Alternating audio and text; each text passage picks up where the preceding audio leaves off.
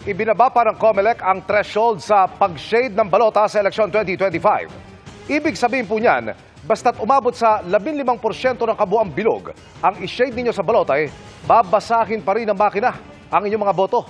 Nakatutok si Sandra Aguinaldo.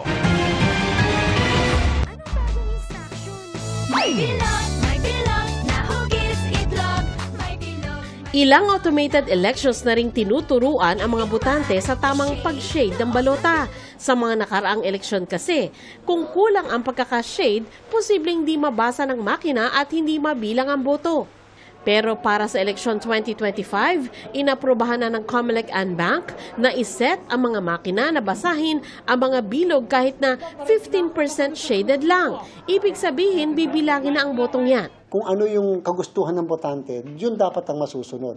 Dahil sa ating palagay, kung yung mismong tuldok na yan ay nabibilang, hindi na po magkakaroon ng duda pa yung mga ibang kandidato na hindi mapapala rin para po sila ay mag-file ng protest. Dati po kasi umabot tayo sa 50%. Noong 2022 election, 25% ang ating pong threshold. Hindi naman mahirap maabot ang 15% dahil sa kalidad ng papel at shading pen na gagamitin. Bagamat lalong dapat maging maingat. Yung mismong pagkakatuldok pa lang na gano'n, 20% na yan, kasi kumakalat yung ink eh. Pero sana po, ang pakiusap natin, i-accomplish naman po ng mga kababayan natin yung kabuuan ng bilog.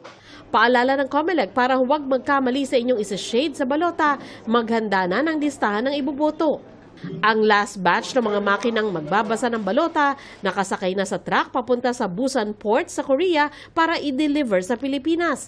Inaasahan ng COMELEC na mai-deliver lahat ng makinang gagamitin sa eleksyon sa Nobyembre, mas maaga ng isang buwan sa napagkasunduan.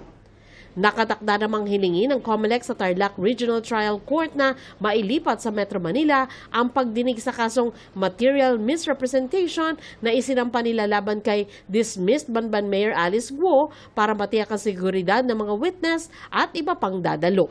Para sa GMA Integrated News, Sandra Aguinaldo, Nakatutok, 24 Oras.